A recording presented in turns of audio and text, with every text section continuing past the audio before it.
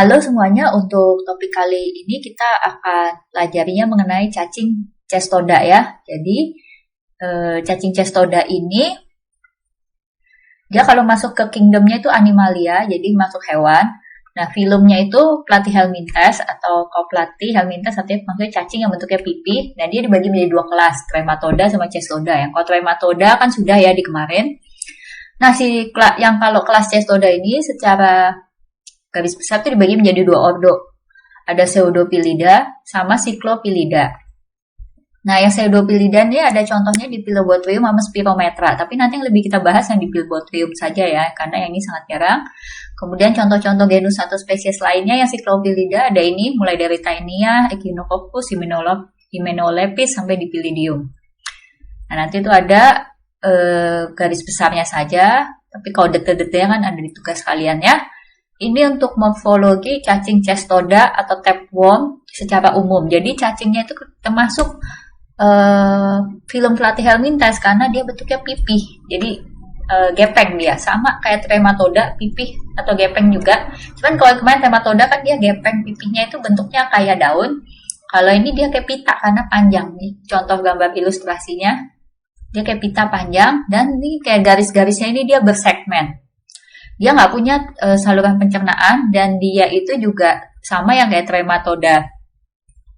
Yang non-schistosoma dia itu kelamin jantan betina dalam satu badan. Jadi selain hermafrodit, ukurannya itu sangat variatif banget. Mulai yang dari kecil banget yang sekitar 5 mm bisa sampai panjang banget sampai bisa sampai 20 meter. Untuk siklus hidupnya itu nanti ada beberapa yang hanya perlu satu hospes, ada yang butuh bahkan hospesnya 2, jadi ada definitif sama perantaranya, bahkan perantara ada 1, 2. Nah, nanti yang mana itu kan lebih lengkapnya nanti diperdetil siklus hidup yang juga ada di tugas kalian ya. Nah, ini sedikit info cestoda itu kalau dari bahasa asli itu Yunaninya Kestos girdle or ribbon. Itu maksudnya karena bentuknya seperti pita. Nah, yang tadi saya udah sampaikan ya. Nah, ini kalau secara umum, jadi bisa kalian lihat nih. Ini cacing dewasanya dia panjang ini. Nah, yang depannya ini ada kepalanya atau biasanya disebut scolex. Ya, di kepala terus ada leher, terus ini yang bersegmen-segmen tuh badan atau strobila. Nah, tadi kan di klasifikasinya ada dua ordo besar nih, yang pseudo sama Cyclophyllida. Nah, kalian itu harus bisa membedakan karakteristik morfologi perbedaan dari kedua ordo ini, baik telurnya, larvanya, maupun cacing dewasanya. Walaupun nanti kalau detailnya ya itu ya, kan sudah masuknya ke praktikum lebihan. Jadi kalian perlu tahu karakteristik masing-masing itu. Ada telur, larva. Nah, larvanya ini kalian perlu tahu juga ada yang berkantong dan ada yang tidak. Dan kalian perlu tahu nama-nama larvanya nih. Contohnya nih, yang A ini Cysticercus bovis atau inermis punyanya cacing cestoda yang siapa? Nah, ini kan punyanya Saginata nih. Terus yang B apa? Di Cysticercoid, C Cysticercus cellulosa, D Cornerus, E Hydatidis ini punya siapa? Ini saya kasih contoh gambar ilustrasinya, nanti kalian bisa sesuaikan dengan tugas kalian itu. Ini punyanya cacing cestoda yang siapa. Nah, yang tadi saya bilang cacing dewasa itu terdiri dari kepala nih, yang bagian ini. Kalau di zoom in nih, kepalanya atau saya scolex, dia tuh punya nih yang kayak bulat-bulat. Nih, 1, 2, 4. Sudah dia punya 4 batil isap. Istilahnya ini namanya di scolexnya punya saker atau alat isap atau batil isap. Yang kayak bulat-bulat itu ada 1, 2. Sebenarnya kelihatan 2 di sisi sebelah sini, 3 di sisi belakang 4. Tasnya itu terus di sininya nih ada leher buat nyambung ke badannya atau yang biasa disebut strobila. Nah, badannya ini tuh ada yang sepanjang ini sampai ujung. Dia itu bersegmen-segmen nih, makanya kayak garis-garis, tersusun dari proglotit, mulai dari yang imatur, lama-lama matur, paling belakang itu biasanya ada proglotit yang sudah grafit. Untuk klasifikasinya berdasarkan habitatnya, maksudnya ini habitat, jadi cacing dewasanya ataupun juga larvanya. Jadi kalau menginfeksi manusia itu ada yang dia berkembang bisa menjadi cacing dewasa atau ada yang hanya sampai tahap larvanya, itu nanti tergantung jenis cacing cestodanya.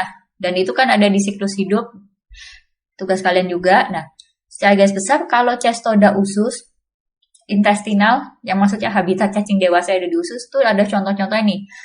Ada Taenia solium, Saginata, Asiatica, Hymenoleucis, Dipilodium, sama Dipilobothrium. Nah ini yang ada Nana, Diminuta yang bisa kalian baca. Nah tapi juga ada dia itu istilahnya cestodanya itu bukan di dalam usus atau intestinal, dia disebut cestoda somatik atau jaringan. Tapi biasanya menyerang ini tuh adalah bukan habitatnya, bukan si cacing dewasa ya, tapi larvanya. Jadi kita bisa nemuin larvanya itu, maksudnya somatik atau jaringan bisa di otot atau organ. Nah, beberapanya kan sama nih sebenarnya, tiny sesama tiny bisa, tapi istilah namanya kalau yang pada usus nih, Taenia solium, Taenia saginata. Ini yang tapi kalau istilah menginfeksi manusia dan dia berkembang jadi cacing dewasa ada di usus, ini disebut penyakitnya taeniasis. Tapi kalau yang, nah kenapa ada beda nih? Kok ada yang bisa jadi taeniasis, ada yang kalau menginfeksi kok jadi larva. Terus disebut penyakitnya sistiserkosis. Nah itu nanti ada kaitannya dengan itu stadium infektifnya. Nah manusianya itu terkena stadium infektifnya yang mana? Istilahnya menelan stadium infektifnya yang mana bentuknya, itu perlu kalian bedakan. Karena beda stadium infektif yang tertelan itu akan membuat istilahnya gejalanya pun berbeda karena habitatnya ini yang berbeda. Nanti itu di siklus hidup juga. Ya ini bisa kalian baca kalau misalnya kalau Taenia multiceps bisa disebut namanya koinorosis. Ya, terus contoh yang ada di jaringan juga Echinococcus. Kalau Echinococcus lebih yaitu larvanya ada di jaringan. Echinococcus spesiesnya apa aja, bisa granulosus, multilocularis. Kalau Spirometra ini nanti nggak tahu dibahas dan ditugas tidak ada karena ini jarang, dan kalaupun yang tugas nanti kan yang ini ya Echinococcus granulosus saja. Nah, ini yang tadi Obdopseudophyllida itu kan tadi yang contohnya Dipilobothrium, kalau spesiesnya Dipilobothrium lato. Ini merupakan salah satu yang golongan ini juga cacing pita yang terpanjang, yaitu ukuran bisa paling panjang di antara cestoda lain. Nah ini ada gambaran siklus hidupnya, saya tidak jelaskan secara detail karena ini juga bagian tugas dari kalian, tapi yang penting kalian tahu adalah manusia ini terinfeksi karena stadium infektifnya bentuknya apa, terus kalian juga perlu tahu stadium diagnosisnya apa, hospesnya bisa kalian lihat nih, berarti dia perlu hospes definitifnya siapa, perantaranya butuh 1 atau 2, dan yang jadi hospes perantaranya apa, terus ini perubahan larvanya sampai dia dari yang plerocercoroid jadi procercoroid, terus perubahan bentuk dekorasidium. Nah ini pokoknya perubahan ini perlu kalian tahu ya, cuman nggak saya jelasin secara detail, tapi itu kan ada tugas kalian, tapi kalian perlu tahu prinsip-prinsip ini ya. Jadi utamanya sih kalau manusia berarti tidak sengaja terinfeksi yang ini nih, ikan, biasanya ikan air tawar. Nah tapi ikan air tawarnya seperti apa? Nah maksudnya mengandung larva plerocercoroid, berarti stadium infektifnya siapa? Ya ini. Nah, ini contoh aja ya. Nah, terus nantinya dia tertelan masuk ke saluran cerna. Nah, nanti dia habitatnya di mana tuh? Tadi yang di tabel yang habitat itu.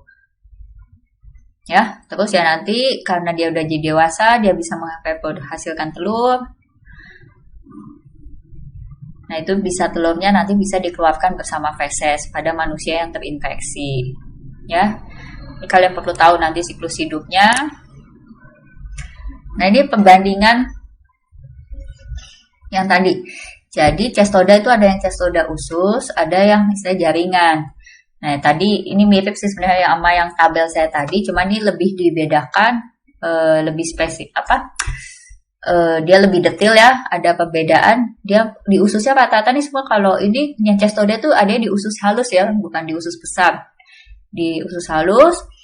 Kemudian kalau yang intestinal, nah mekanisme infeksinya nih bisa kalian baca nih, memakan apa, jadi stadiumnya apa nih kalau yang menyebabkan intestinal cestoda atau misalnya taeniasis atau dipilobothriasis, itu karena apa, menelan stadium infektifnya. Ini nih clue-nya di sini. Terus diagnosisnya yaitu dari pemeriksa, karena dia adanya di usus, si cacing dewasanya ini, dan nanti dia juga ada menghasilkan proglotidnya dan grafit yang menghasilkan telur. Makanya pemeriksaannya ada tinja, dan untuk dicari tahu, yang dicari itu adalah dari sampel tinjanya itu kalian cari proglotidnya ataupun telurnya. Ya, nah ini daerah geografisnya, epidemiologinya. Nah, kalau yang jaringan, ya ini contohnya Taenia, jadi bisa menyebabkan cestoda usus ataupun pada jaringan, tergantung nih clue-nya. Jadi kalau ini kan memakan Cysticercus, kalau ini memakan telur. Nah, jadi di sini perbedaannya ya. Nah, itu terus kalaupun si tertelan telur terus dia berkembang jadi larva, kan berkembang jadi larva ada namanya Cysticercus, tapi Cysticercus namanya apa kan tergantung genus atau tergantung spesiesnya. Nah, itu pun si Cysticercusnya juga tergantung, dia itu nanti dia akan menyebarnya kemana. Kalau ke kulit ya dia nanti bisa menyebabkan Cysticercosisnya istilahnya di kulit. Itu biasa berupa nodul atau bisa juga lari ke paru atau bahkan ke otot atau ke otak. Nah, itu ya. Ini tapi nggak saya jelasin detail nih karena bagian juga ada tugas. Terus tapi kalau Echinococcus dia itu tidak ada versi yang usus ya. Dia itu lokasi infeksinya karena stadium larvanya tuh yang bisa ditemukan di manusia. Nah, itu tapi dan menyebabkan ya ini. Dia itu nanti kayak ada terbentuk kayak kista. Nah, nanti ada di lebih belakangnya. Nah, untuk terapinya, drug of choice-nya, kalau yang usus, rata-rata drug of choice-nya pasti kuantel ya. Kalau yang jaringan, ya agak sedikit berbeda, yaitu lebih ke arah albendazole. Sama kalau di jaringan, kan manusia rata-rata tuh jadi dead end host-nya, karena dia nggak bisa berkembang lebih jauh lagi. Jadi pun, supaya membantu pemulihannya, penyembuhannya, ya istilahnya perlu dieksisi atau perlu pembedahan. Tapi kapan perlu pembedahannya, ada indikasi kontraindikasinya itu perlu tahu. Tapi nggak saya bahas detail juga di sini. Ini perlu, ya ini data geografi area, maksudnya epidemiologinya. Selanjutnya nih masuk yang kalau tadi yang Pseudopilidae kan yang di Pilibotrium ya, terus khususnya di Pilibotrium latum. Nah kalau ini masuk yang ke Taenia. Nah, Taenia itu ada sejauh ini yang menginfeksi manusia ada 3 spesies yang diketahui. Ada Taenia solium, Taenia saginata, sama Taenia asiatica. Ini sedikit saya kasih tahu. Jadi dia bisa menyebabkan, yaitu kalau pada usus dia menyebabkan taeniasis, tapi kalau pada jaringan dia menyebabkan Cysticercosis. Tapi ya tergantung, kalau misalnya dia arahnya ke otak, dia menyebabkan Neurocysticercosis. Tapi kalau ke tempat lain namanya Cysticercosis juga, tapi beda ya namanya istilahnya. Selanjutnya ya ada gambaran ilustrasi ya. Jadi kan si larva Echinococcus itu kan akan ke liver.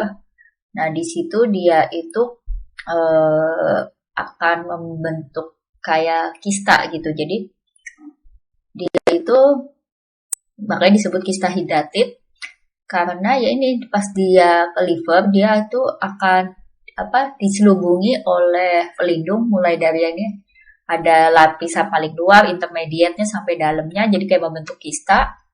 Nah tapi yang ciri khasnya itu ada daughter kiss-nya itu nih, si daughter kiss-nya istilahnya anaknya. Jadi terbentuk jadi satu kista besar, satu kista utamanya, terus di dalamnya tuh ada kayak kista-kista kecilnya lagi. Nah, ini contoh gambar ilustrasi skematiknya. Nah, kalau misalnya nih yang bagian ini direseksi, terus dibuka, ya itu bisa kalian lihat nih. Jadi di dalamnya itu ada kayak banyak-banyak kecil-kecil anak-anak kistanya gitu. Kemudian kita masuk ke yang Hymenolepis. Nah, Hymenolepis ini ada yang kita pelajari ada nana sama diminuta.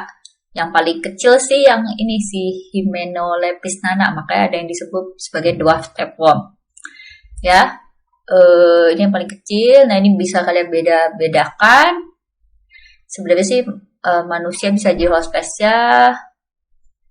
Kemudian kalau yang di Minuta itu dia itu sebenarnya lebih biasanya utamanya di tikus. Jadi kalau kena pada manusia itu biasanya lebih nggak karena nggak sengaja. Makanya karena dia utama di tikus, makanya nama lainnya red tapeworm. Kemudian ukurannya ya kecil banget ya kalau dibandingin sesama cestoda yang lain ya. Kalau di Minuta itu ya juga bisa cukup panjang, bisa sampai 1 meter. Ini perbedaan morfologinya ini, ya ini ada di praktikum juga ya. Nah, intinya kalau Hymenolepis nana itu cukup sering lah. Biasanya juga bisa pada anak sekolah. Itu melalui apa? Jalur fekal oral.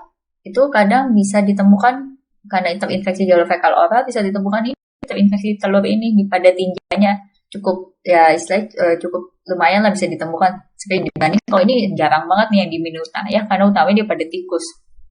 Kalau pada manusia ya istilahnya tidak sengaja, lebih tidak sengaja. Selanjutnya, yang ini adalah perbandingan morfologi ya. Ini yang ada di praktikum juga, tapi kalian perlu tahu intinya nih si semua golongan cestoda ini kita bisa kalian lihat kan, ini kan kalau si Diplobotrium itu kan yang obdonya beda sendiri ya. Kalau yang Echinococcus, Hymenolepis, Taenia itu kan satu obdo. Nah bedanya apa nih? Bisa kalian lihat kalau yang sesama ini punya kayak semuanya punya 4 saker atau acetabula atau batil isap ya. Kalau ini nggak punya, dia itu yang kayak sendok. Kalau di atlas kan ada dibilang kayak botria. Istilahnya memiliki itu istilahnya disebut botria, dia tapi nggak punya alat isap ya. Kemudian proglotit ya ini saya nggak ulang nih ada di praktikum, tapi ini bisa kalian baca, lihat juga di skematik tabel ini. Terus perbedaan telurnya antara yang Pseudopilida ya, yang contohnya si Dipilbotrium sama bedanya yang golongan kalau Cyclopilida itu telurnya paling khas adalah ini nih mas, yang kalian perlu tahu. Jadi pada saat dia keluar bersama tinja pada manusia yang terinfeksi, kalau yang si Dipilbotrium itu dia itu telurnya masih anembryonik. Jadi kalau yang golongan ini dia sudah ada embrionya. Dan yang ciri khas pada cestoda kan dia ada embrionya namanya embrio heksakan. Jadi kalau bisa kalian lihat tuh kayak ada 6 kait. Jadi kayak ada 3 pasang gitu, total 6 kait. Atau yang biasanya tuh disebut sebagai embrio heksakan itu biasanya ada yang istilahnya nyebutnya oncosphere. Jadi kalau tinja pada orang terinfeksi di Diplobotrium latum itu belum ada beginiannya. Tapi ya nanti dia akan berubah jadi ini di lingkungan. Tapi kalau yang ini, golongan ini begitu udah kuat bersama tinja pasien terinfeksi, dia sudah mengandung ini si oncosphere ini. Sekian untuk cestoda.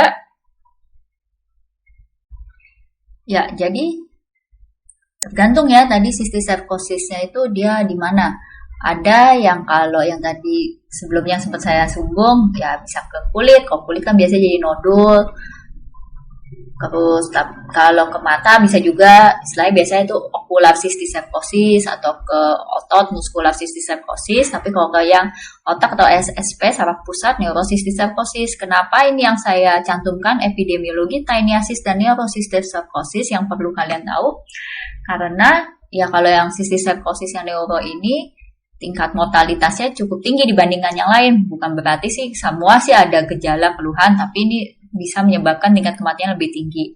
Nah, sejauh ini ada data epidemiologi berdasarkan hasil seroprevalensi, jadi menggunakan bukan pemeriksaan mikroskopis ya, tapi data yang dikumpulkan penelitian seroprevalensinya itu berdasarkan itu ternyata di beberapa daerah di Indonesia itu cukup ada beberapa yang ditemukan kasus-kasus ini. Nah, kaitannya itu dengan budaya lokal di sekitar di budaya lokal tempat tersebut, yaitu ada kaitannya dengan makanan tradisionalnya. Jadi contohnya kalau Taenia solium itu utamanya ditemukan di daerah Papua. Nah, kalau Taenia solium nih yang contoh gambarnya ada siklus hidupnya ini. Bisa kalian lihat kan? Host definitifnya adalah babi. Jadi di daerah sana itu salah satu budaya itu ada namanya istilahnya bakar batu. Jadi daging babinya itu emang hanya di setengah matang aja gitu guys, karena kan batunya panas, cuman kayak digituin, nggak full matang. Nah itu kalau misalnya babinya itu terinfeksi Taenia solium terus dimakan manusia, nah itu kan bisa menyebabkan tinniasis atau neurocysticercosis ya, tergantung yang tadi saya sampaikan. Tertelan stadium apa telur. telurnya kah atau larvanya, ya. Karena perbedaan stadium infektif yang tertelan larva atau telur itu menimbulkan klinis ke manusia yang terinfeksi juga berbeda. Kemudian juga bisa ditemukan ada laporan di Bali, karena di Bali itu ada laporan mereka tuh suka makan lawar. Lawar itu tapi bisa daging sapi atau daging babi, tapi mentah. Kalau ya solium ya berarti lawarnya lawar babi, kalau Taenia saginata berarti lawarnya lawar sapi. Jadi Taenia saginata juga bisa ditemukan di Bali laporannya. Kemudian Taenia asiatica itu di Indonesia dilaporkan ada di daerah Pulau Samosir, di daerah Sumatera Utara sana, karena mereka punya budaya makan tuh ada istilahnya mereka suka makan organ dalam babinya itu secara mentah. Ya, jadi menyebabkan bisa terinfeksi ini Taenia asiatica ini. Tapi ya memang nanti kalau lebih kita bahas ataupun tugas kalian lebih yang solium sama saginata itu karena kasusnya lebih banyak yang itu. Nah, sebenarnya selain di daerah ini ada beberapa laporan sporadik di beberapa tempat di Indonesia, mulai dari Lampung, Jakarta, daerah Jawa Timur, Kalimantan, atau Sulawesi tertentu. Cuman itu hanya laporan sporadik saja, bukan cukup kasusnya tidak terlalu setinggi yang kayak misalnya di Papua ini ataupun di Bali ya. Dan ini pun Balinya pun juga di area tertentu. Kalau kalian baca ini sumbernya di papernya ini itu ada tuh bagi bisa kayak kabupatennya atau apanya itu di mana saja. Nah, ini siklus hidupnya saya tidak akan lebih jelaskan detail. Yang Taenia solium, yang saginata ya. Saginata itu lebih biasa definitifnya lebih kayak sapi ya. Nah, ini kalian perlu tahu nih bedanya. Nah, ini kan kalau ini kayak ada gambar ilustrasi yang ini nih, dan ada ke sini nih, ada yang ke otak SSP. Yang ini tidak ada. Berarti kalau yang Taenia saginata itu tidak bisa, dia itu bisa menyebabkan taeniasis tapi tidak bisa menyebabkan sistiserkosis, apalagi yang termasuk neurosistiserkosis, karena dia itu tidak ada fase yang ini nih. Tidak ada siklus hidup yang tertelan apa di telurnya. Jadi kalau tertelan telur ya bisa menyebabkan sistiserkus. Kalau itu larvanya kan dia tertelan telur, terus di dalam tubuh manusia dia berkembang menjadi bentuk larva. Nah, larvanya itu kan dia akan menuju ke jaringan. Nah, kalau dia larinya ke otak atau SSP jadi neurosistiserkosis ya. Nah, kalau pada Taenia saginata dia nggak ada nih siklus hidup seperti ini ya, makanya dia hanya lebih kalau pada manusia hanya bisa menyebabkan taeniasis tapi tidak menyebabkan sistiserkosis. Yang bisa adalah Taenia solium. Taenia asiatica sih juga ada sih laporannya menyebabkan sistiserkosis. Cuman yang lebih di ini ada solium. Ya, ini siklus hidupnya ilustrasi seperti itu. Nah, ini adalah tabel perbedaannya lebih ke arah ininya ya, morfologinya. Jadi kalau secara ukuran sih cacing dewasanya bisa kita lihat panjangan Taenia saginata ya ukurannya. Tapi kalau yang detil-detil ini mungkin tidak saya jelaskan juga di sini. Ini kan sebenarnya juga udah bagian masuk ke praktikum ya, karakteristik morfologinya. Tapi yang perlu kalian tahu ya ini nih. Nih kalau kayak cabang uterusnya di proglotit graphit tuh ada ya di buku atau atlas yang buat praktikum. Tuh kalian perlu tahu. Terus kalian juga ini jumlah telurnya. Kalau yang dihasilkan Taenia saginata selain dia lebih panjang cacingnya, dia itu per satu segmen proglotit graphitnya bisa ngasilin telur 2 kali lipatnya ini 80.000 nih 40.000. Jadi jauh lebih banyak Taenia saginata. Dan yang penting adalah buat salah satu bedain kalau misalnya hanya melalui anamnesis gitu, misalnya pasiennya ngeluh keluar dari saat BAB itu keluar kayak ada potongan cacing, kayak ada mie, kayak keluar mie kecil-kecil atau maksudnya sih sebenarnya itu potongan cacing tuh biasanya yang keluar tuh maksudnya proglotitnya. Nah, kalau yang Taenia saginata dia itu biasanya keluarnya benar-benar cuma sepatah-sepatah doang, jadi istilahnya kecil-kecil banget. Tapi kalau agak panjang-panjang dikit karena sekaligus 5 atau 6 segmen itu punyanya biasanya Taenia solium ya. Jadi ya tapi ini ya gampang-gampang susah buat menganamnesis sedetil ini. Kemudian ya ini perbedaan nama larvanya. Terus ya ini kalau Taenia saginata bisa menyebabkan taeniasis usus intestinal ya, tapi tidak bisa menyebabkan sistiserkosis. Kalau solium dia bisa. Nah, ini perbedaan hospes ya. Kalau yang menginfeksi manusia maksudnya ada hospes definitifnya manusia ya. Tapi hospes perantaranya nih. Kalau yang ini lebih ke babi, kalau ini ke kayak sapi ataupun hewan lainnya tapi yang selain babi ya. Tapi biasanya sih umumnya nih lebih sapi sih. Nah, stadium infektifnya ya ini. Karena dia bisa menyebabkan taeniasis ya stadium infektifnya larva. Kalau dia menyebabkan taeniasis ya stadiumnya larva juga infektif. Tapi kalau cysticercosis stadium infektifnya telur.